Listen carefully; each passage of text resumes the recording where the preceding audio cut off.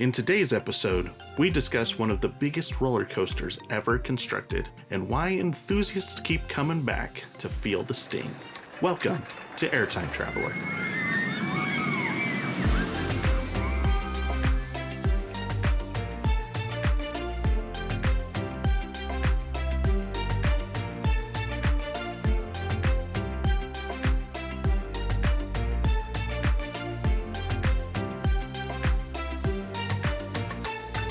How's it going, everybody? Welcome to the Roller Coaster History Podcast. You are listening to Airtime Traveler.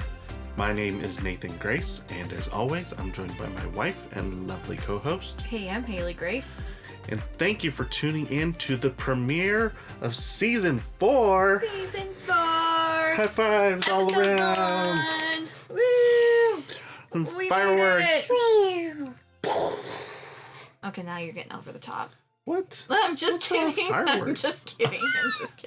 I think our last season premiere, I said something about like blowing out the candles on the birthday cake, and you were like, "What? What are we talking about?" Season 4. Welcome, everybody. Thank you for tuning in. And can you believe it's Season 4 that we've been?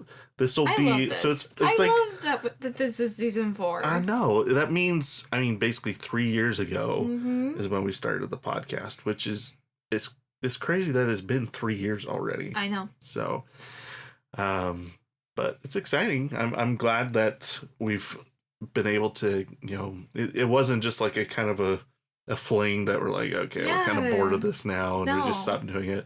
I feel like that's what happens with a lot of people that start a podcast. They just kind of get bored with it and it just kind of fizzles out. But right. I feel like we've gotten a decent amount of people that are listening, and we've enjoyed doing it. And so sure. It's been nice to kind of keep it going. So, well, thank you for tuning in. Like I said earlier, if this is your first time, first of all, welcome. Thanks for tuning in.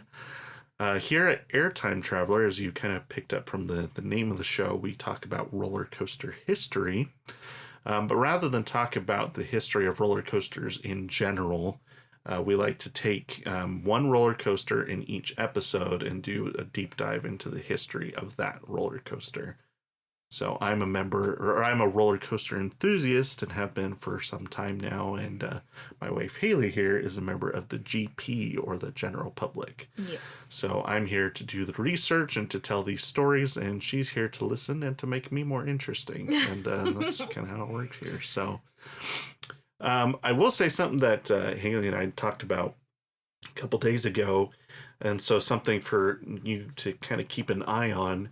If you are listening to the podcast and you may be new to the roller coaster enthusiast community. Yes. Or maybe you're just kind of getting into theme parks, or maybe you enjoy listening to the podcast, but don't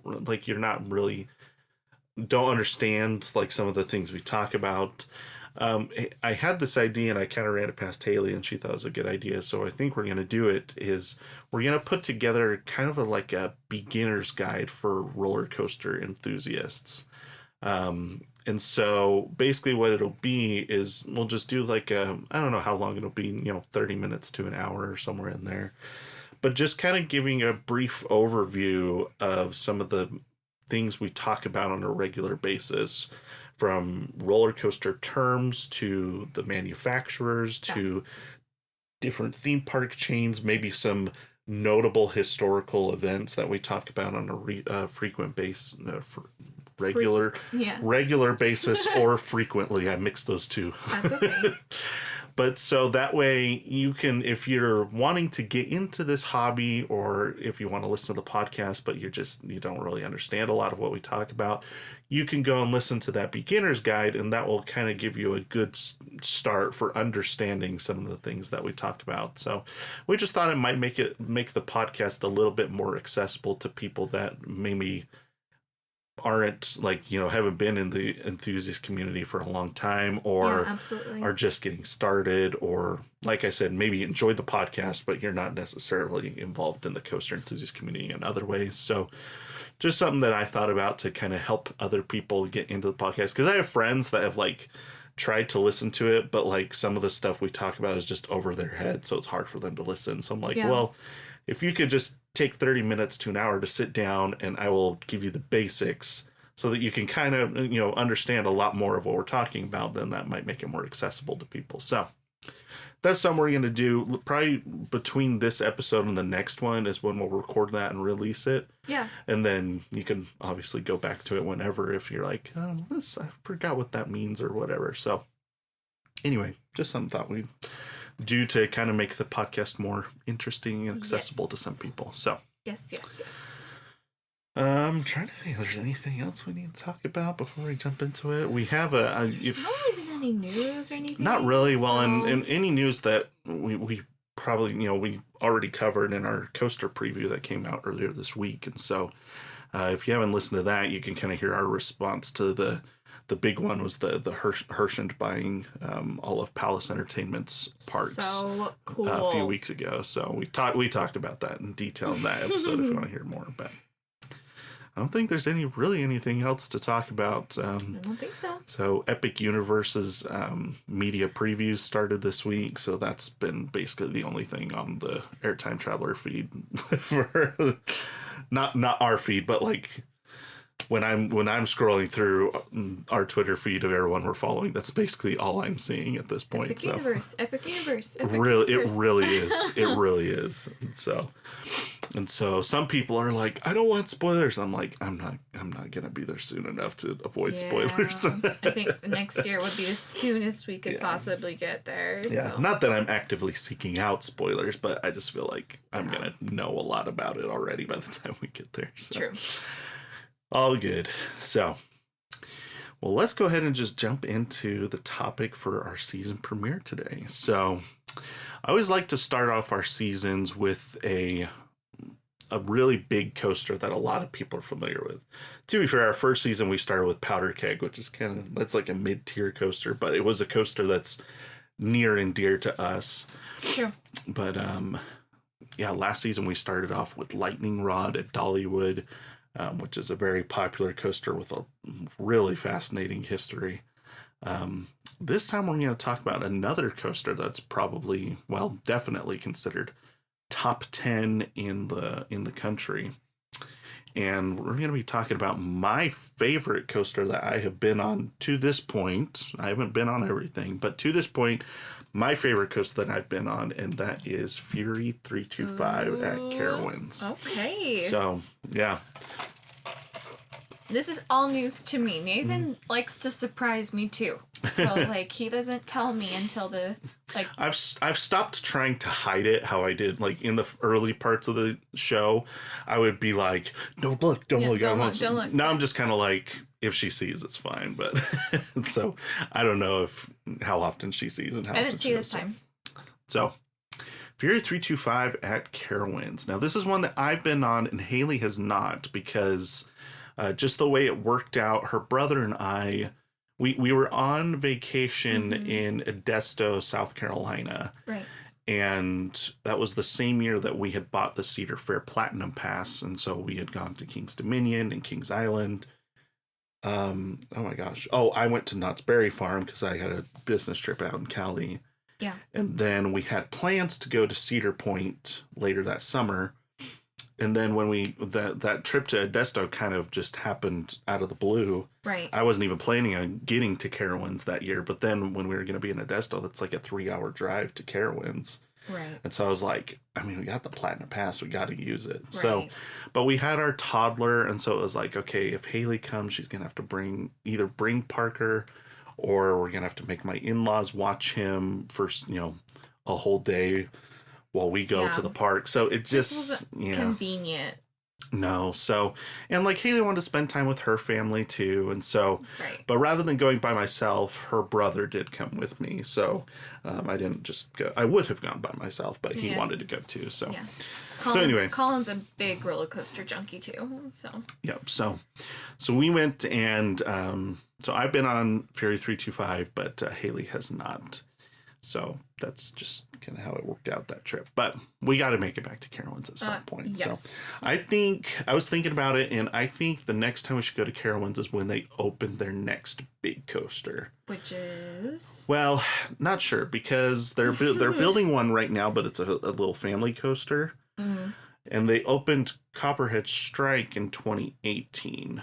So that was like their last big one. So they're due. Either next year or the year after that, probably. That would be cool. So I think that would be good timing to go to Carowinds again. So Fury 325 at Carowinds opened in 2015 at a cost of $30 million, which is... That's a penny. If you compare that to like Disney and Universal, that's like still. nothing. But for regional parks, that's a lot of money. Right. So 6,602 feet long, 325 feet tall. That's the 325 in the name. Top speed of 95 miles per hour, and average 2024 wait time 20 minutes. That's not a lot. That's crazy. For a coaster this good to have an average wait time of 20 minutes is insane. So, but the capacity is pretty good for it. I mean, it's a B&M with 4 across seating. So, right. And because of how long it is, they can run 3 trains if they do it right. So that does help with that. As long as, and I've heard the ops crew for Fury 325 is pretty good, so that helps as well. In the CoasterBot rankings, it ranks at number 6 in the country. Ranks below coasters such as Velocicoaster at Universal's Islands of Adventure, the Voyage at Holiday World, and Airy Force 1 at Fun Spot America Atlanta. It ranks above coasters such as Wildcat's Revenge at Hershey Park, El Toro at Six Flags Great Adventure, and Maverick at Cedar Point. I have a question. Mm-hmm. Is this an updated list like this year? Yeah, this is the brand new CoasterBot rankings from a couple months ago. So okay. It's also the highest ranked Giga Coaster in the world, which, if you don't know what that term means, that just means a coaster between 300 feet and 400 feet is what Giga Coaster is classified as. Outranking Pantherian, Leviathan, Orion, Millennium Force, and Steel Dragon 2000. So that's all the Giga Coasters in the world. Technically, you could throw Red Force in there too, but Red Force is a completely different type of coaster than the 6 of those. So I didn't really include it here, but it does technically outrank Red Force as well. Carowinds, it ranks number 1. Obviously, it'd be pretty hard to be number 6 in the country and not be number 1 at your home park. That kind of stuff really only happens at Cedar Point, where Maverick is number 10 in the country, but still number 2 at Cedar Point. That's insane. So, I mean, when you have Steel Vengeance in the same park. I guess so. Yeah. So, number 2 is Copperhead Strike, followed by Afterburn at number 3. Thunderstriker at 4, Carolina Cyclone at 5, Vortex, Flying Cobras, Carolina Gold Rusher at 8, Hurler at 9, Woodstock Express at 10, and then I just cut it off there because they've got like 13 coasters at that point. They have a lot of roller coasters at Carowinds, so. But Woodstock, everything below Woodstock Express is like kiddie stuff or really rough stuff, or both. Or review of the name. What's your thought on the name of Fury 325? I like it. I think it's an original name, and I like the flow. Yeah, it rolls off the tongue really good, even though it's got Fury 325. Like it's a mouthful, but it flows. Yeah, it's not bad. So, and it's shorter than Intimidator 305, which was the other time that Cedar Fair kind of did the height of the coaster in the name of the coaster. So, review of the logo. I think this is a really good logo too. We've talked a lot about how we feel like whoever does the logo design over at Cedar Fair just does a really solid job with the logo designs of their coasters nowadays. So I think it's a really good logo, really memorable. So, yeah. Yeah. You agree? Nothing else to add? It's great. I mean, I like the little wings, and it's cute. It's cute. Sorry, that's a really... It's not cute. Fury 325. It's cute. Sorry, it's really Perfect. Just realized how bad that actually is. Reviewed the paint scheme. Probably one of the most iconic paint schemes amongst coaster enthusiasts, just because the added detail that they really went the extra mile with on Fury was painting the spine of the coaster a different color, which is something that B&M offers for all of their clients, but you don't see everybody take them up on it. Mm-hmm. Probably I imagine it's an additional expense to get a two-tone paint job as opposed to just the single color, but yeah, Fury's is very contrasting with the got the teal on top and then like the lime green on the spine, so I think that gives it more character, and people you throw those two colors together and people are automatically like, oh, those are Fury's colors. So yeah.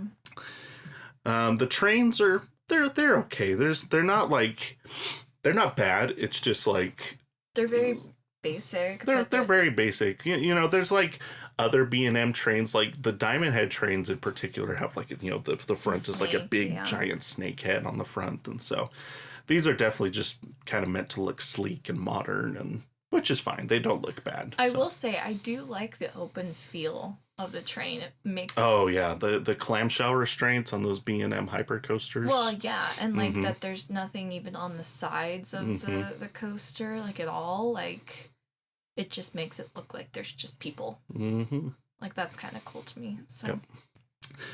Here's the park's description of the ride. Oh boy. I'm not going to read all of this because this is really long, I'll read some of this.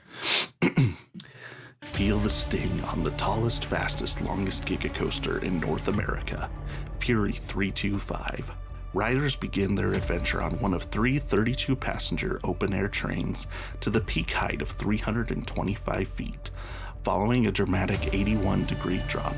Then, like an angry hornet chasing its target, riders race into a massive 190-foot-tall barrel turn and a high-speed S-curve reaching speeds of up to 95 miles per hour. It does like the whole layout in this, and so I'm not going to go through the whole layout of the ride. We'll do that later, but and then at the very end here, do you have #Fury Fever? It's very 2015 to include a hashtag in the actual description of your ride. So. Oh, okay. So. Customer reviews. Everyone's favorite. Customer reviews. Here we have 5 stars. One of my top 5 roller coasters and my favorite Giga/hyper coaster, taking the #1 spot from Mako. Great laterals, speed, and airtime. There you go. 5 stars, easily the best coaster in America. Is it my favorite coaster in the park, but it's just a well-made, good ride. 10 out of 10 would recommend. All right. So, that's cute. Yeah, 10 out of 10 would recommend. That's a cute comment. Cute. Oh, cute. Sorry. Fury 325. That's cute. Oh my gosh. It's gonna be our new catchphrase.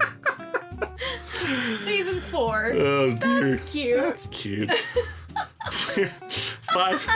5 stars. This one's great. Although my kids couldn't ride, this dad needed a solo thrill. Ooh. So fast, so fun. Don't miss it. Dried out my mouth and contacts. Luckily didn't run into any bugs or birds. That's disgusting. That's not cute. Well, bugs is one thing. Birds is a whole nother thing. You imagine running into a bird on a roller coaster? There was a meme that was going around where like there was a... Oh, it was on, what was, I think it was on, I've seen a couple. I think the one that I've seen a lot, though, is on, I think it was on Top Thrill Dragster, where they're going down the launch track, and, like, this, like, pigeon or something, like, ends up, or maybe it was a seagull, because it's at Cedar Point, ends up, like, in this guy's lap, and they're going so fast that it gets, like, stuck on his chest, and he has to, like, grab it and just, like, release it back out. I've seen that video. Imagine that poor seagull's like, what is happening? It's also like that. Didn't that duck ride the coaster? Oh yeah, that was on Millennium Force. Oh that wasn't like, they don't know when it got on the ride though. They just pulled into the station. They're like, there's a duck on the train. I like to think it rode the whole time, but yeah, so it has happened. So okay, so I forgot to mention, Fury 325 had 4.9 out of 5 stars on Google. So very highly rated. These 1-star reviews we're about to read are definitely the minority here, but they're funnier. 1 star, the park closed the ride due to a little breeze. The sun was out, the birds were flying, and Carowinds closed half their rides. Typical. Wasted my money.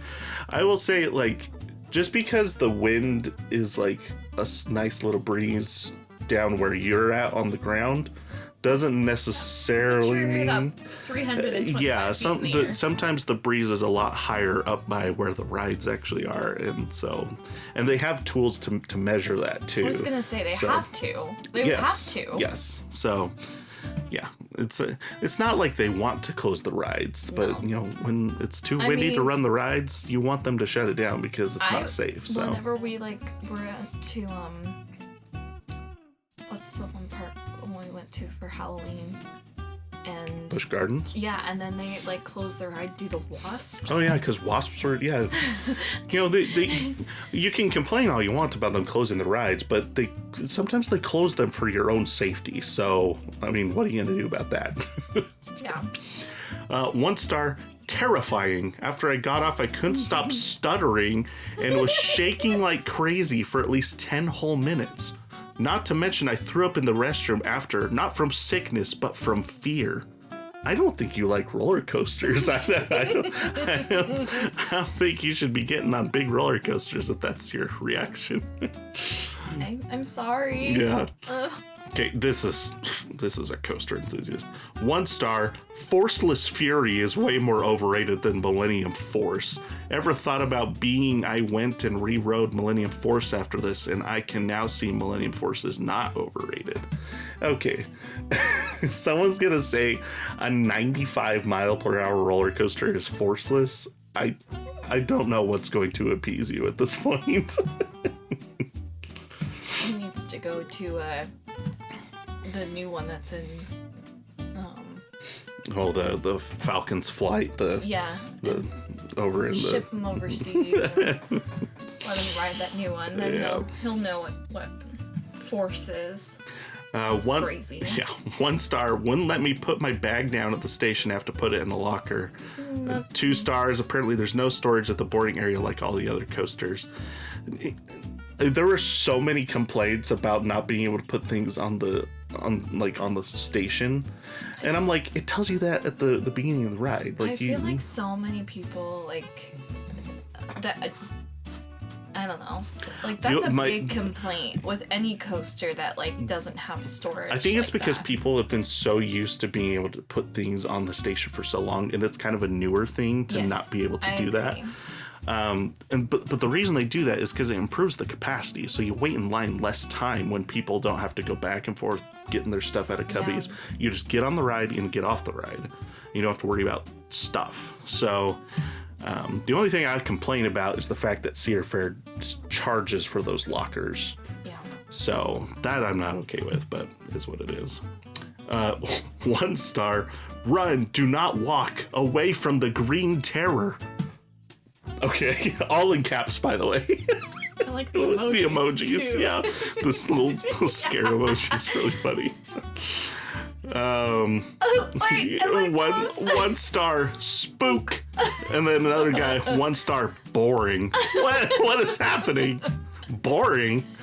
This is the last one. 2 stars, move the line away from the lift hill. Where else are they gonna put it? The beginning of the coaster is where the lift hill is.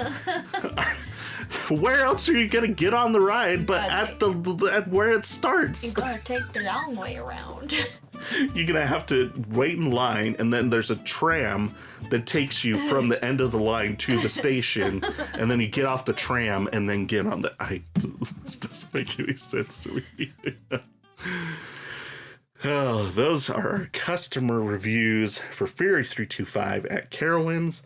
Let's talk about the history. So let's hop in our time machine. It's a little dusty, let it sit in here for a few months and pull down on the lap bar. Keep your hands, arms, feet, and legs inside the time machine at all times. And let's go back to 2006.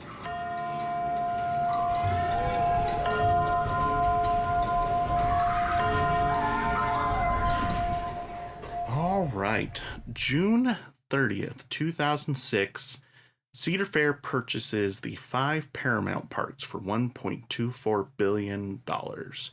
We've talked about this lots and lots of times on the podcast, mostly because it just impacted so many things that happened in the amusement industry when it happened. But it does kind of, comes into play today, too. So that acquisition included Kings Island, Kings Dominion, Canada's Wonderland, California's Great America, and, of course, Carowinds. Mm-hmm. Now, it was a significant turning point for the amusement industry as a whole, but Carowinds in particular has benefited significantly from that purchase, arguably more than any other park that was involved in that purchase. Mm-hmm. So, Cedar Fair's first order of business for a lot of these parks was to build a hypercoaster. So they started off in 2008 with Canada's Wonderland opened Behemoth up here. And then Kings Island got Diamondback, which you've been on. Very good coaster. Mm-hmm. And then Carowinds got Intimidator, which is now known as Thunderstriker in 2010. I love Intimidator. Wrong. This is Carowinds Intimidator. You're thinking Kings Dominion's Intimidator. So sorry. But neither of them are Intimidator now because didn't want to. Their NASCAR license. So I don't know. My guess is they didn't offer them to let them purchase the NASCAR license again. Just from what I know, being a NASCAR fan as well. Yeah. The company that owns Dale Earnhardt's likeness and all that, they're pretty strict about their licensing issues. And anyway, so okay. I'm guessing Cedar Fair was like, you know what, we're done dealing with you. We'll just do our own thing. Yeah. So but speaking of Intimidator 305, Cedar Fair decided to be a little bit more bold with King's Dominion rather than go the hypercoaster route. They just went straight to Giga Coaster for King's Dominion when they opened Intimidator 305 in 2010. So you just knew that Intimidator 305 was the next thing we were supposed to talk about. So I always jump ahead. This is not new. So, and while Intimidator 305 is a coaster enthusiast dream, and enthusiasts continually praise it all the time, the Intamin, so this was manufactured by Intamin, it was more intense than they anticipated, to the point that there was a major overhaul following its opening season to change the layout and to kind of dial it back a little bit so that the GP would actually ride it. So yeah, we'll talk more about that when we do a Pantherian episode one day. But suffice it to say that Cedar Fair was not so happy with Intamin at this point in time. Now, they wanted to start adding a Giga. They were thinking about adding Giga coasters to some of their other parks as well. And they were pretty happy with these B&M hyper coasters that they had done at some of these other parks. And so they decided to to work with B&M on putting together a Giga coaster, which the first two they built, Millennium Force and then I-305, were both Intamin. So this was kind of a shift in direction to work with B&M instead. And this led to the opening of Leviathan at Canada's Wonderland in 2012, May of 2012. So this was the very first B&M Giga coaster to open, which is a bucket list coaster for me for sure. So it looks like a lot of fun. This is at Canada's Wonderland. I was just thinking about that today. There's a lot of great coasters that I want to get on at Canada's Wonderland. So that's a park we need to head up to at some point. But so this was the very first Giga coaster manufactured by B&M at 306 feet tall, 5,486 feet long, and a top speed of 92 miles per hour. So it ranks at number 57 in the world 13 years later. So still a lot of high praise for Leviathan.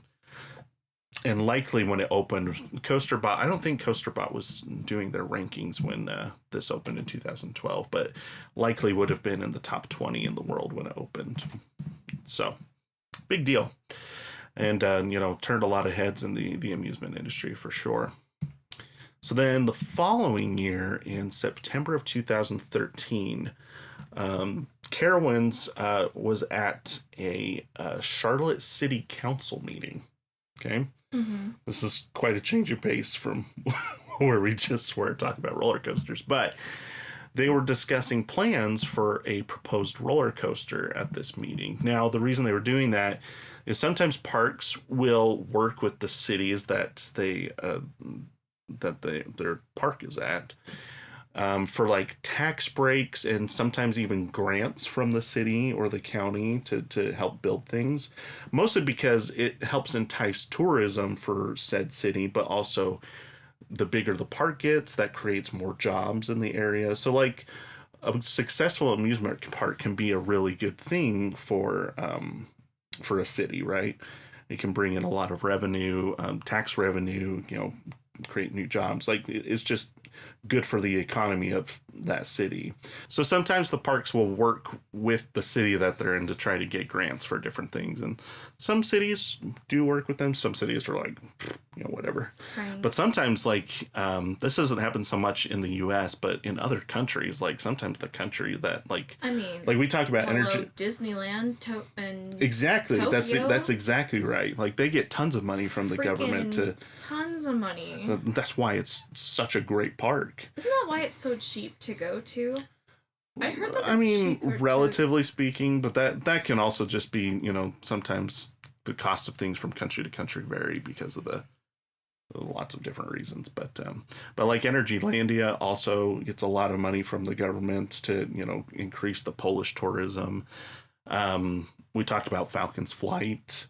That whole park, those Six Flags and Qiddiya over there, that's all government money over there as well. So that's not really a thing that happens here in the States, but sometimes they get a little bit of money, which is what happened in this instance. They actually ended up, as a result of this meeting, they got I think $1 million grant, which that's only like that's a little bit, but it was like 7% of the project was helped.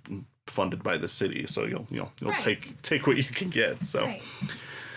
So, but of course, plans for a massive new roller coaster immediately caught the attention of all the coaster enthusiasts because they catch wind of everything that happens. They do. Like this spreads like wildfire. Like I swear, some of them need to become like detectives or something. Seriously, some coaster enthusiasts. They're like bloodhounds. They really are crazy. I think like anybody that's in a really dedicated fandom is like that, because like Comic-Con people, like Marvel fans are like that too. Yeah. Like and then gamers can be like that with different video games. So like just anybody that's like in a really dedicated fandom, especially kind of in like nerd culture, like there's a lot of people that are like that just like great detectives for their fandom. So but coaster enthusiasts definitely fall into that category. So I wish, like, I don't know, like Disney World, I feel like people are the same way, but Disney's very hush-hush, so it's hard to They do a pretty good job of keeping things under wraps at Disney, so. Which, good for them, but It's definitely, I don't know how they get away, because like, a lot of what coaster enthusiasts find end up being from either one, just like visually seeing things, like we'll talk a little bit about Fury 325 later, but sometimes just looking at the construction site, some enthusiasts have enough engineering knowledge to figure out what's going to be built just based on the way the construction plot is and different things. But a lot of it also comes from like building permits, because that's public record, like when they file for like building permits and trademark names, like stuff like that is public record, and so enthusiasts will check on things like that regularly, especially for a park that they know has something coming, and then they can sometimes figure it out. Year before that, before Good Gravy was announced for Holiday World, someone found the building permit and saw that like they filed it. I don't know if it was on the building permit or something, had Vacoma on there. And so everyone was like, oh, well, they're getting a family boomerang. So like everyone knew what Holiday World was getting before they even announced it. Like it's gotten to that point that, you know, there's not a whole lot of surprise sometimes. It's just kind of it is what it is. It really is. That's just kind of the age of the internet. Like things like that just spread so fast that it's like hard to keep it under wraps. It's true. So, in fact, we'll read about this in a second. But Carowinds kind of tried to combat that, as we'll read here in a second. I think about too, like, you know, like even not even just the internet, but like people can invest in things like drones, and you know, it's crazy what you can buy to figure out stuff anymore. Yeah. It's nuts. It's pretty wild. Yep. So, yeah. That is true. Very true. So, in October of 2013, speaking of enthusiasts keeping an eye out for things, Cedar Fair filed a trademark for the name Centurion. So people were kind of like, ooh, that's got to be for some big ride, right? That's a pretty, you know, strong and like fierce name for a ride. Yeah. And then over the next few months, there were a few other trademark filings from Cedar Fair, including Fury in January 2014 and Fury 325 in June of 2014. Now, when enthusiasts saw that Fury 325 was one of these names that had been trademarked, that almost confirmed that the new coaster coming to Carowinds was going to be 325 feet tall. Just because Intimidator 305 had opened a few years prior and it was 305 feet tall. Like, it just kind of made sense. Right. They'd already kind of used that moniker in that sense. So, but over the following months, the official teasers from the park finally started.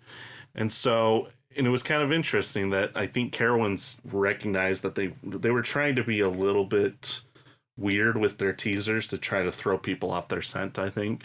So because of the Centurion name, some of their teasers that they had going on were for like a Roman theme. So like the construction walls, they had this sign that said the 8th wonder of the world. And then there's this other one that said Rome wasn't built in a day. And this is like Roman numerals for the actual day that they were going to make the announcement. So people are kind of like, oh, well, they submitted Centurion as this name that they're trademarked. There's these Roman themes. That must be the name of the ride. But then a couple weeks later, they posted a teaser on one of these that said, "Can lightning strike twice?" which kind of seemed like a reference to a coaster they used to have called White Lightning. Yeah. And then they started putting up danger signs with a phone number to call if guests noticed any paranormal activity. So like just all kinds of weird stuff that people were like, which one of these is the right one? Like, I mean, it's kind of a smart marketing. It really is. It's kind of like, instead of giving people teasers and they'll figure it out, it's kind of like just throw all kinds of random stuff and let them try to put the pieces together. I kind of love it.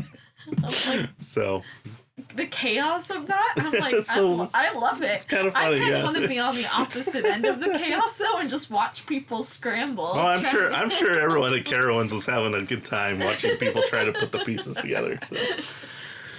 So then, August 6th, 2014, Carowinds had someone dressed as a beekeeper went to local media outlets and delivered packages. So here's the box here said, on the outside it said, "You can't stop it, you can only hope to contain it." And then when they opened up the box, there was a huge bug net, as you can see right here. And then there's this card. And the card said, "You're going to need a much bigger net to capture the thrills at the 2015 Carowinds season." So now we're talking. Insects, right? So we've gone from Rome to lightning to, what was the other one? Oh, to paranormal activity. Now we're talking insects. Like, we're all over the place.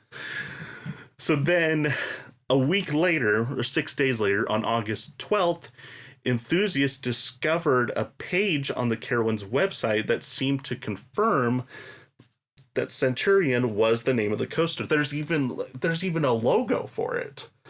So they've got this logo for Centurion. There's like this countdown on the page, and people are like, "Oh, this is going to be the page that they share with us when they make the announcement, next week." And so everyone's like, "Okay, it must be Centurion. It must be Centurion if they have a logo and everything for it, right?" Yeah. So also, this is kind of unrelated, but there was this like Latin phrase down here on this page, and I was like, "What is this?" So I put that into Google Translate. No idea if this is true or not, but Google Translate spat out, "For this laughter is a disgrace, let it be in the household." No idea what that means. That's okay. Yeah, no clue what's going on. So now the answer finally comes August 22nd, 2014. Carowinds officially announces Fury 325. So everyone was like, "Wait a minute. What's all this Centurion stuff? Like, what is happening?" So I have the announcement video here that we can watch really quick.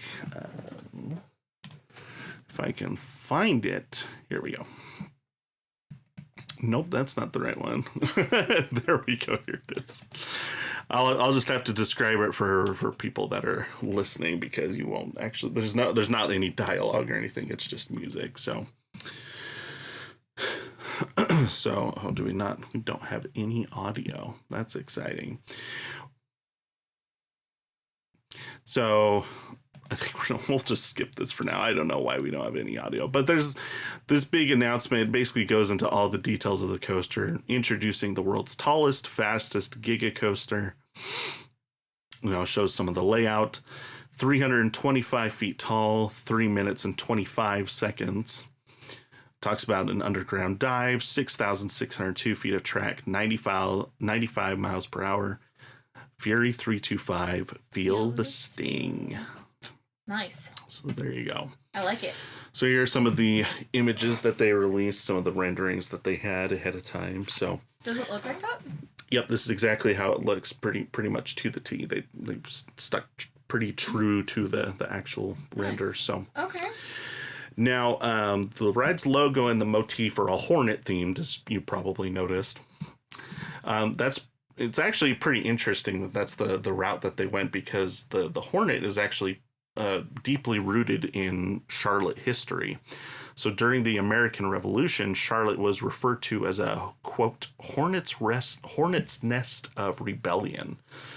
And that's kind of a theme in some of the things around Charlotte. There's Hornet's Nest Park, which is like a popular park people go to in Charlotte. And the local NBA team is actually called the Charlotte Hornets. So this is kind of a thing in the Charlotte area. That's cool. And so that they kind of nod to that. That's a nod cool. To the it's basically themed to the something local, which is pretty cool. Strangely enough, the coaster actually has a really similar color to the Charlotte Hornets. Apparently, that is totally coincidental. Like, it just kind of happened. I mean, the Hornets were actually, they used to be the Bobcats, and they were renamed the Hornets the year that Fury opened. So there were some people that are like, "Oh, this was kind of like a thing where the team and the park worked together." It was just meant to and they were like, "Oh, actually, no, we didn't." Like, that's just totally coincidence. Like, it's pretty funny. It was just meant to happen. I guess so. So there were blueprints that had previously been leaked for the coaster in July. I don't know how that happens. I don't know how somebody on the inside gets a picture of these and posts them online and gets away with it. But they didn't. They probably got fired. Probably. I'm hoping they figured out who it was and that person was fired, because that's crazy. But yeah, so these blueprints did get leaked. So people kind of knew what was coming. They didn't know what the name was going to be, but the layout had been known for a couple months at this point. So again, because enthusiasts are bloodhounds. Yep, exactly. So the coaster was indeed 325 feet tall, as expected. So that actually would make Fury 325 the third tallest roller coaster in the world at the time, and the tallest roller coaster in the world with a lift hill, because the other two were King Ka and Top Thrill Dragster, which were two launch coasters that went over 400 feet. So then the next lowest after that was Fury 325. So they also designed a brand new entrance plaza for it was kind of a tandem effort to build a brand new entrance plaza along with the new coaster. So the best way I can show you, so this is pre-Fury 325. So this is the entrance right here. So it's just like a building, and there's like a sidewalk from the parking lot here and here, and I guess over here too. So anyway, this is probably employee parking, because this is the parking booth, I think, right here. And then everyone parks over here, kind of over by Intimidator, and walks this way. Mm-hmm.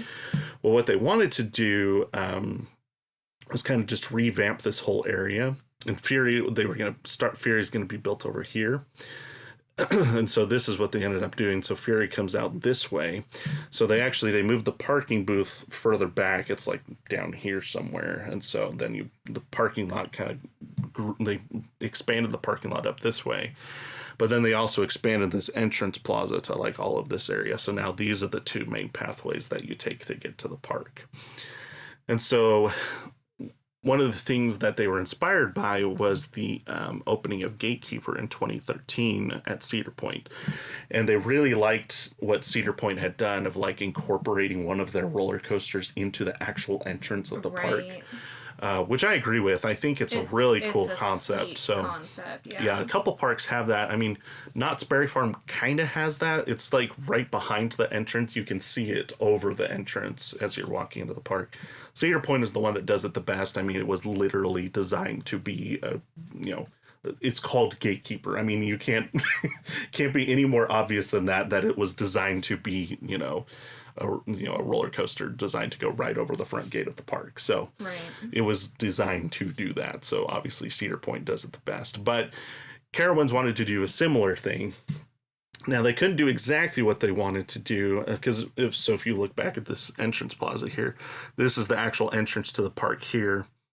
And so they ended up kind of going out further, and you'll see here it actually goes under and over this pathway here, which is this is the main pathway that people take to get into the park. This is kind of more secondary over this way, but it does go over this path twice as well. I'm sure you spent a lot of time standing right there. And all the pictures I took were like I was like out in the grass over here, like just wandering around. Honestly, probably could have taken more pictures, because when I look back, I'm like, man, I didn't get as good pictures as I feel like I've gotten better at it since that trip, so I kind of want to go back for that reason too, because I'll probably take like 1 million more pictures than I did last time. So we'll plan a. I also what is it? 2-day trip for just the coasters, but then an extra day for pictures. 1 day for the coasters and 1 day just for pictures. So yeah. Because the other thing I didn't realize at the time was Intimidator is like over here. And it's really hard to get pictures of Intimidator from the entrance of the ride. There's like not sidewalks that kind of goes off into the woods and then comes back. But I now know that it butts right up against the parking lot on the south side of the park. Really? So if you just drive over there, you can get like right up next to it and take pictures over there. But I didn't realize that at the time. So anyway, so they would have wanted to put the coaster right over the entrance, but the problem is I think they called the Palladium Amphitheater, which is right here. So they have like concerts and stuff here, like a lot of parks do. Yeah. But it's this is the entrance right here, and the amphitheater's right next to it. So like to get the coaster to go over the entrance, they would have had to go like over the amphitheater and then across, or like behind it, and then it just or tear down the amphitheater. Like just none of the options were working, and so they decided to just take it out a little bit further, and so it doesn't go over the entrance to the park, but it still goes over the entrance plaza, so to speak. So it's a pretty cool design, and we'll talk about it more later. So okay. I have some construction stats for you. I know you love these. I don't know why. It's such a nerdy thing to love, but I do. I don't think there's anything wrong with it. So okay. Well, good, there's a small little documentary about the ride that I watched that I was able to get some more construction stats than we usually do. So we got some interesting ones here. So the layout of the coaster occupies approximately 8.5 acres of land. just this whole section here is, when you do the math, it comes out to like 8.5 acres, which is crazy. The 6,602 feet of track weighs about 3,000 tons or 6 million pounds. Total of 3,400 gallons of paint were needed to paint the coaster. That's insane. 15,500 bolts. There were 50 engineers that worked for about a year just on the design and the fabrication of the ride. And then there were 200 construction workers that put in about a combined 60,000 hours to complete the construction of the ride. That's wild. From the bottom of the lift hill to the top, there are 458 steps. That's crazy. Like, just to think about climbing that hill just like on stairs. First of all, I know that sounds horrible to you and your fear of heights, but you can talk about it. I'm gonna go la la. But that la, just la, la. the video I was watching was that I think the park manager said that once they completed the lift hill, he walked up there just to like get a view, and he said he was sore for several days after that, just from climbing 450 stairs. Yeah. Like that's a big hike. So. Due to the ride's height and the proximity to the Charlotte airport, the park had to receive permission from the Federal Aviation Administration to build the attraction. I can see that. Makes sense. Yeah. The ride also crosses the North Carolina and South Carolina border. Do you know this park is built on the border between the two states, right? We've okay. had conversations. So we've talked about that. They actually set it up so it goes right down the main street of the park. So that's the border between the two states right there. Huh. So you're riding through two states. Yeah, so right here it crosses from, this is the North Carolina side, this is the South Carolina side. So you cross into South Carolina and then come back. That's actually kind of cool.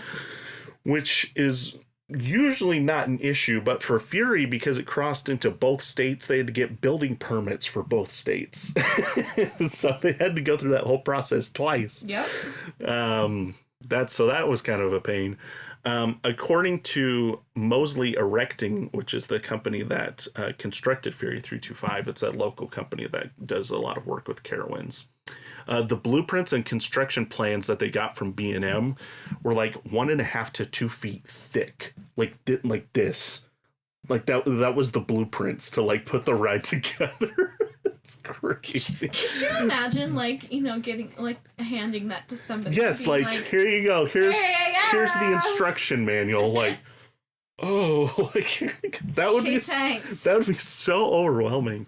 Appreciate it. They also had to use 5 cranes at certain points just to get pieces and supports in the right place to assemble. I mean, yeah, I could see that. Yeah. The park also had to close the main entrance during their annual Carowinds event because they wanted to get a jump start on this new entrance plaza. Mm-hmm. And so that meant all the guests had to enter through a temporary entrance that was over by Intimidator. I think they did it right here, if I remember correctly, this path right here that kind of goes back this way and then into the park. So that was the new main entrance, was just like this little sidewalk here. And I have a picture of it later where it's like a little temporary sign that they put of Carowinds entrance or whatever. I'm like, oh, what a pain that must have been because that's their busiest time of year, is their Halloween event. And so I can only imagine the chaos of getting everybody in through that tiny little entrance. So yeah, that would have been nuts. So after all that, I think I actually have some construction. Yeah, here's some. Oh yeah, here we go. Here's the little park entrance sign. Yep, just do what you got to do. So that's really funny. Look at this picture here. So this coaster's 325 feet tall. Look at the size of this crane. I mean, obviously the crane has to be bigger to be able to get the pieces up there. So it's like a 350 to 400 foot crane just to get those pieces all the way up to 325 feet. So that's pretty wild. I mean, that's and they have 2 of them here, this big yellow one and then this red one on the other side here too. And you can see kind of both of them working in tandem here. This is them putting the last piece in place right here at the top of the lift hill. So. So I don't even want to think about the job. I know, standing up there at 325 feet. Oh my gosh. No, putting them in place.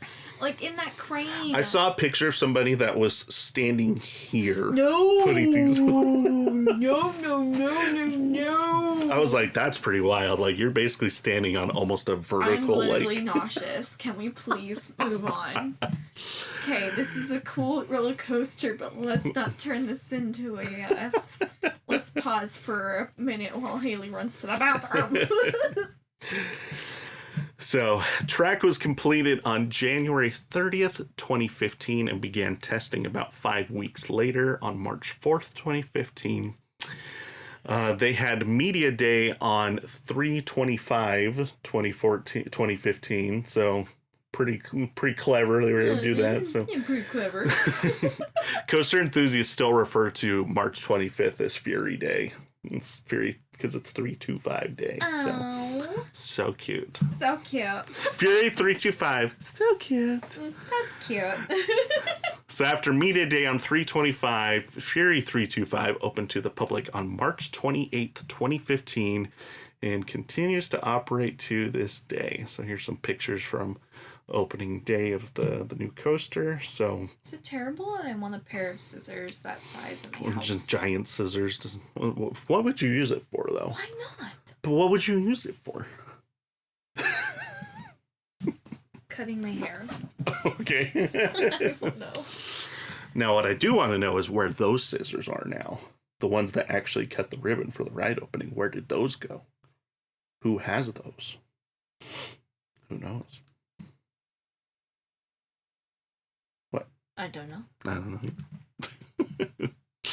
Sign here at the front of the park. Welcome to the world debut of Fury 325. I can only imagine how the hype for the people that got to be there for opening day. That'd be pretty crazy. So Fury 325 opened March 20th, 2015, continues to operate to this day. The ride experience is as follows. The train departs the station and begins the ascent up the 325-foot tall lift hill. Upon reaching the top, the train drops down the 81-degree, 320-foot first drop, hitting the top speed of 95 miles per hour. The train then enters a 190-foot high barrel turn that turns to the left and then dives back to the right, followed by a high-speed S-curve that crosses the state line into South Carolina. The train makes a bank turn over the north entrance to the park and leading into a 157-foot high horseshoe element, also known as the treble clef.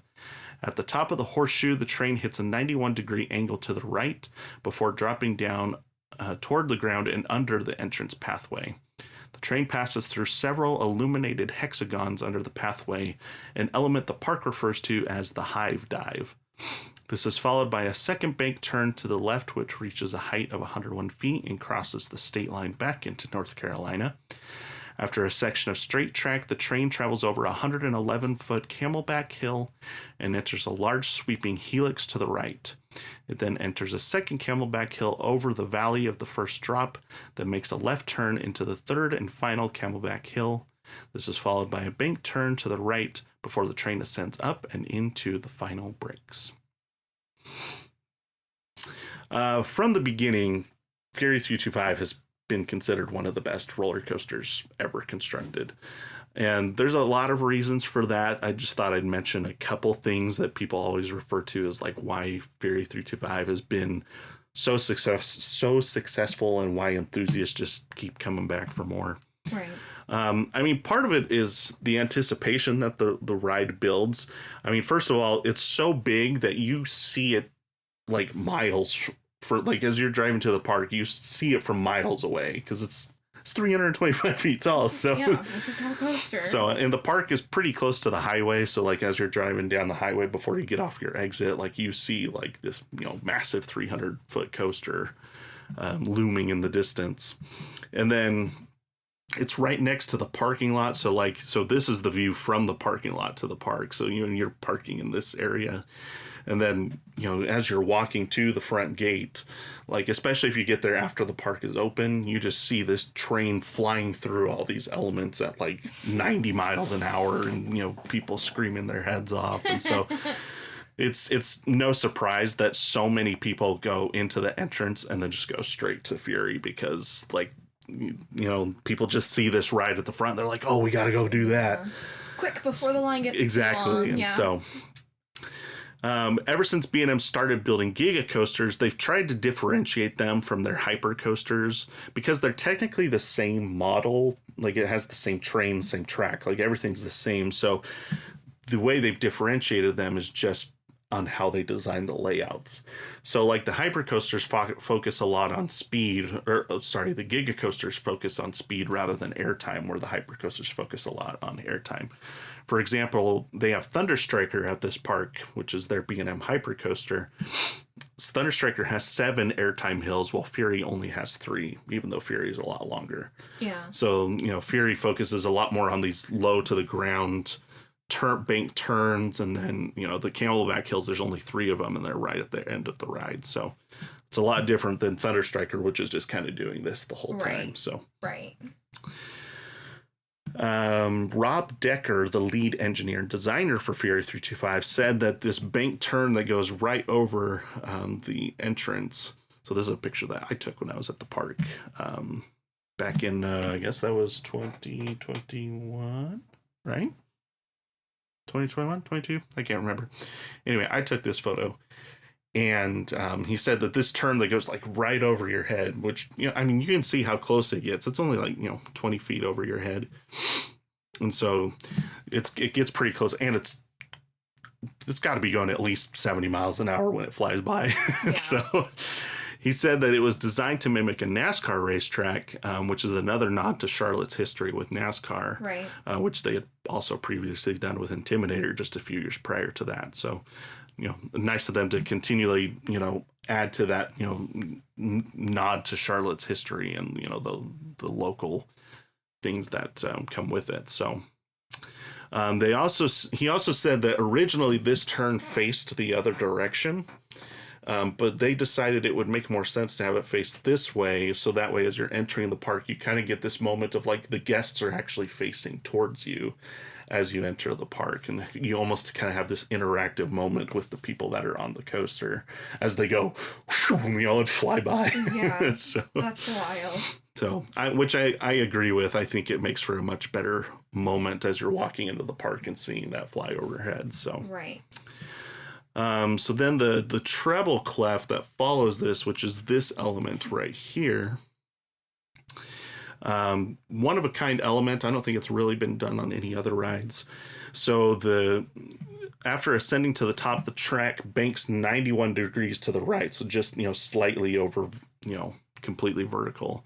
And it's just enough to give a pop of sideways airtime, which is really crazy. Like you're like this, but also being flung out of your seat this way. Oh, what? And then you're flung out of your seat, and then it goes back down like this. And so you're like flung out of your seat, and then you kind of go down the hill. Does it cameo like into the seat? Oh, no, not any more than, normal airtime would. So, yeah. And this drop right here is 150 feet, which is just crazy because this drop is like way taller than so many other roller coasters, but it's half the height of where you started at the beginning of the ride. Right. It's just gives an idea of how crazy big this ride is. But and it gets its name from the shape that it makes when you stand like out in this field right here. That's what that element looks like. It looks like a treble clef. It does look like a treble clef. Right? Isn't that kind of interesting? So that's cute. 325. That's cute. Sorry, I just had to put it in there. I don't even know if that was... I mean, it has to have been done intentionally, right? I don't know how they would have made that such a perfect treble clef shape without doing it intentionally. I don't know. So I have no idea. Anyway, looks cool. It does look cool. I like it. So then at the bottom of this drop, mentioned it in the paragraph earlier, you go through what they call the hive dive, which is this tunnel that's right under the bridge.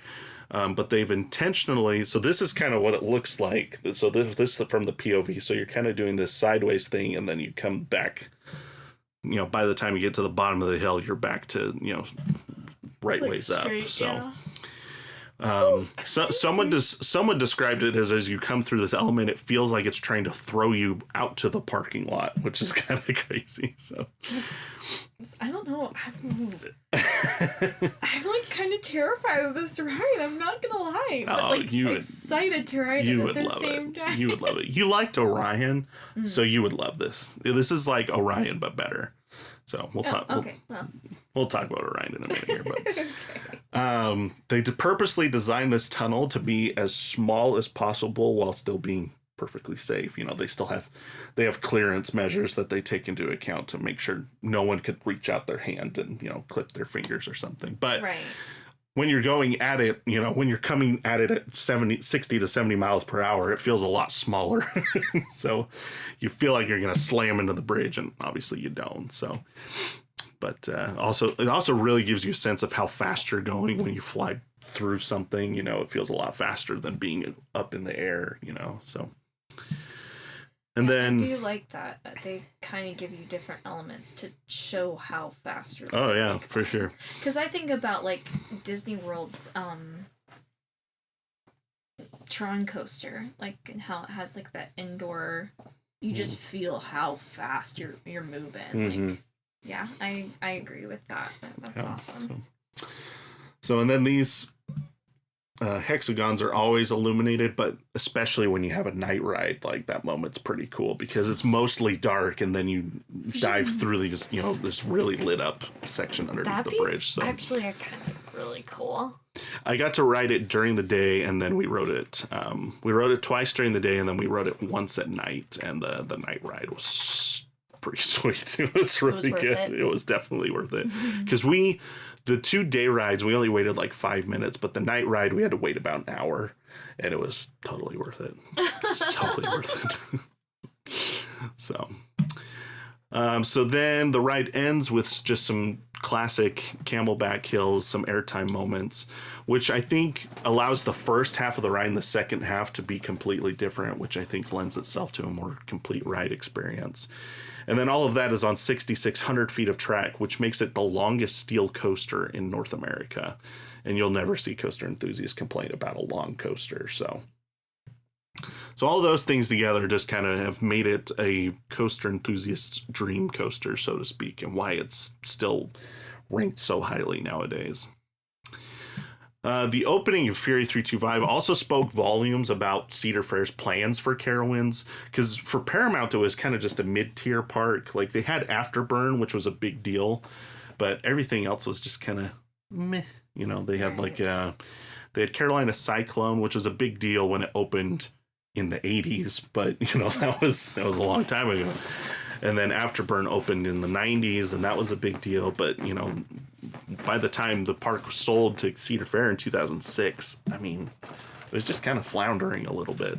Right. You know, they hadn't been giving it the same attention that they've been giving to Kings Island and Canada's Wonderland and King's Dominion. So, but Cedar Fair clearly saw an opportunity for growth at Carowinds. And that's something that's continued to this day, because after the Cedar Fair and Six Flags merger, I think, if I remember correctly, the new Cedar Fair or the new Six Flags headquarters is now at Carowinds, if I remember correctly. So I think that's where they decided to, because Cedar Fairs was up at Cedar Point and Six Flags was down in Texas. And so they kind of like split the middle and decided to put it at Carowinds. So. Yeah, perfect. So Cedar Fair anticipated that Fury 325 and their other upcoming editions would increase the annual attendance from 1.9 million up to 2.5 million.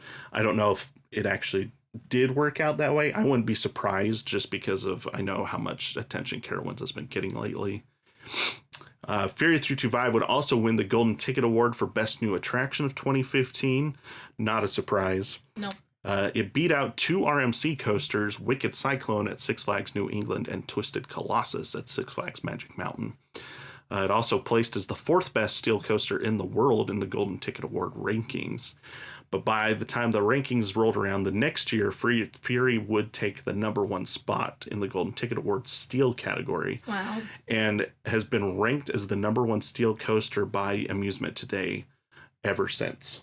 Like to this day, that is the number. It's been ranked the number one steel coaster in the world ever since then. Even over Steel Vengeance, according to Amusement Today. So That's crazy.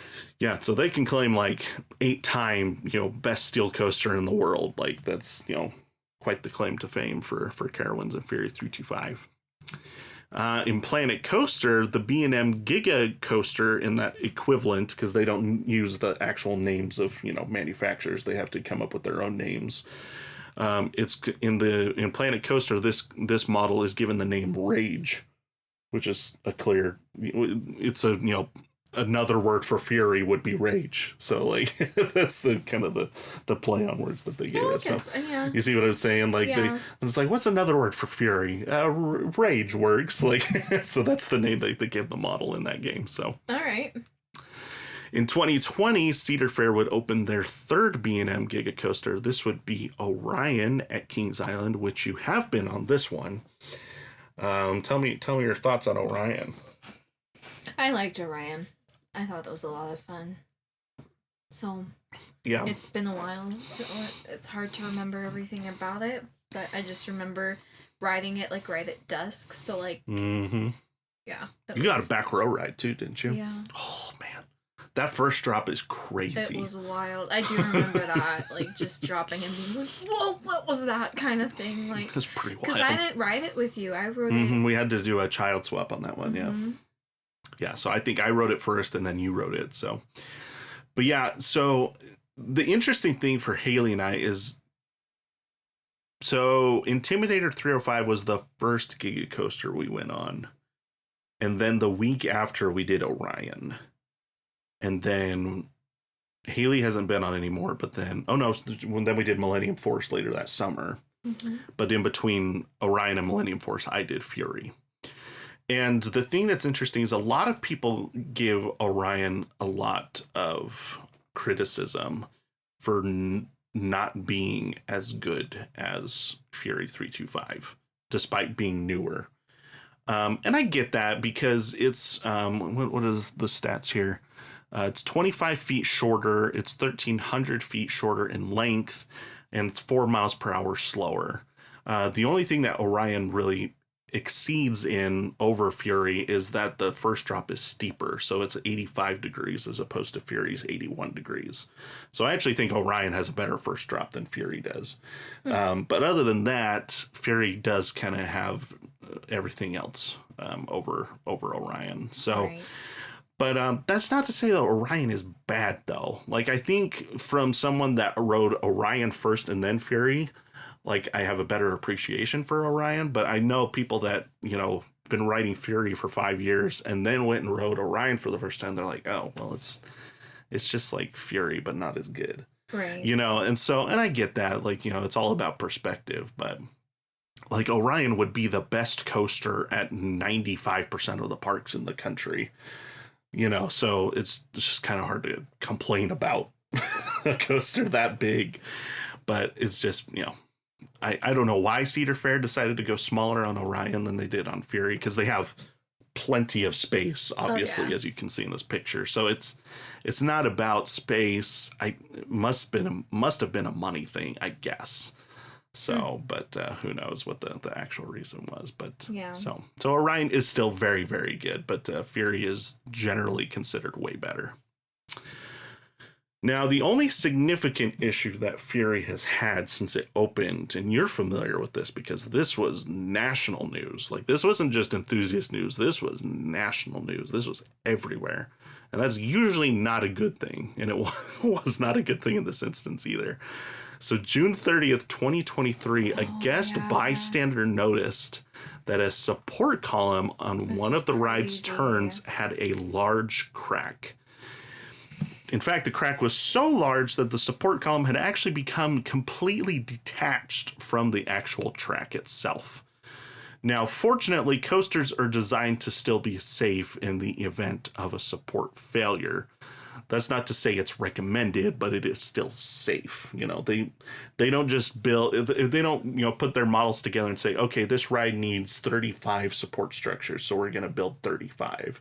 They say, okay, this ride needs 35 support structures, so we're going to build 50. Mm-hmm. You know what I mean? Like there's fail safes in place in case something like this happens. Right. They don't want it to happen, but in case it does. Right. So the video was crazy though, because like you can literally see the track move and then come back to where it's supposed to be. Like, it was nuts. Like, I remember watching that. I'm like, that is crazy. That's terrifying. Yeah. Like, coaster track is designed to move because, you know, if it was so sturdy it didn't move, it would just crack. Right. So it's designed to have some flexibility in it, but not that much. It's pretty crazy. So, fortunately, there were some good things and some bad things. The bad thing was this should have been caught before it even got to this point. Like, it should have been noticed that there was a crack forming and the ride was closed. It shouldn't have gotten to the point that it completely separated from the support structure. And in the following days, there were other park goers that, you know, like looked back on pictures that they had taken and noticed that the crack had been forming for about a week. Before it actually got to this point. Like, how does that not get noticed? And that's the thing. Ultimately, the issue came down to insufficient inspection procedures from Carowinds. And to their credit, they took full responsibility for the issue, and they were very transparent about what happened and what they were doing to move forward. Which I do appreciate that. Yeah, if they had been like very hush-hush and like, not talking about that and like, everything's fine, like, I do appreciate that the park was very like open communication about what happened and what they were going to change to make sure it didn't happen again. Right. So I do appreciate that. So ultimately what happened is rather than repairing the support structure, they completely removed it, and B&M fabricated a brand new support column that they reinstalled in its place. Just like 2 weeks after the incident happened. Like, it was fast. Like, because they closed the ride, and so obviously you don't want your headline attraction to be closed for a significant period of time. And so I'm sure they had to. I don't know if B&M did it for free because I don't know who is technically like, obviously Carowinds at fault for not inspecting it properly. But who was at fault for the actual failure of the support structure? I don't know if that's a B&M thing or if it was the construction team. But anyway, they replaced the support column. They ran hundreds of test cycles before, you know, they had it inspected by the state to make sure everything was in a good place. And then they also implemented drones as a new inspection tool to help get closer looks at some of the harder to reach areas of the coaster. Like that a lot.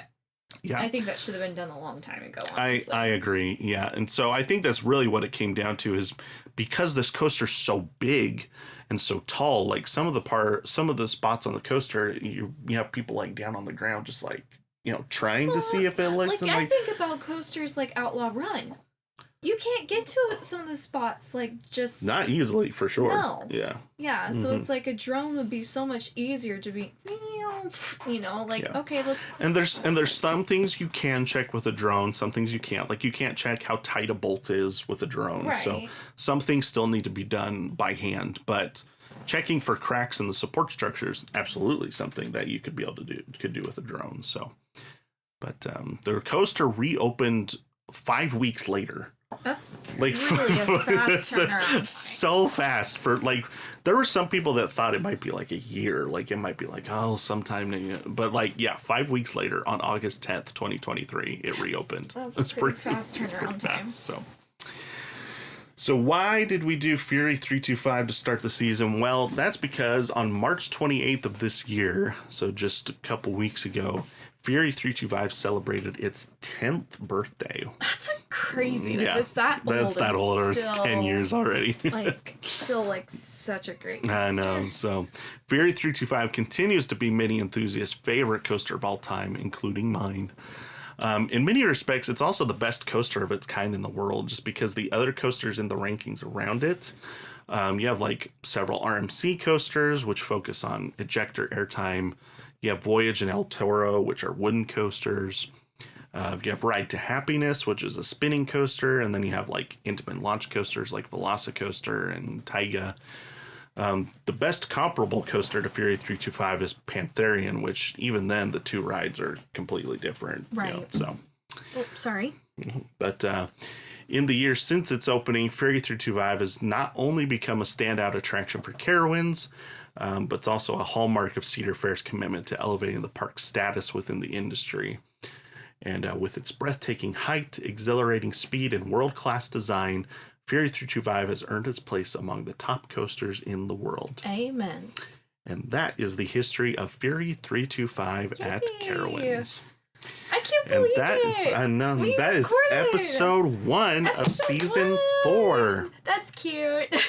Fury 325. That's cute. I can't believe Good I gracious. said that. Forever embarrassed. Episode 1. Good stuff. Well, thank you for tuning in to this season premiere of season 4. We're really excited to get going on another season here, and got lots of great stuff to cover throughout this year. So I will tell you one change we're going to make that doesn't impact things too heavily. Rather than doing episodes every other Thursday, it's going to be every second and fourth Thursday. That means 2 less episodes this season than usual. But other than that, it won't be that much of a difference. So it really it meshes better with our calendar if we do it that way. And also there's a couple times that we get a 4-week break between episodes, I guess is how it works, or a 3-week break. I'm not exactly sure, but give us a little bit more breathing room during the middle of the season, which I think would be helpful for us and our 2 kids. So, but other than that, you still got plenty of episodes coming. Won't be as much bonus content this year, just because we're not taking as many trips as we have in the years past. But maybe we'll have some. We'll see. I hope so. We'll see. Yeah. So, this is your first time listening to the podcast and you haven't done so yet, you can give us a 5-star rating on whatever platform you're listening on. It's not for our egos. It's not to make us feel better. I mean, it's just a little bit. No, it's maybe for Haley's ego, but it's really just to help people find the podcast in the future. And you can also follow us on our socials. You can find us on Twitter/X and on Instagram. And you can find us, our handle is @airtimetraveler. And I think that's all we got for today. Anything from the GP? No? No. Got to get to Carowinds and get you on Fury. Oh, so much, please. Hopefully soon. Yes. And thank you for tuning in to this episode, and we will see you in the next one.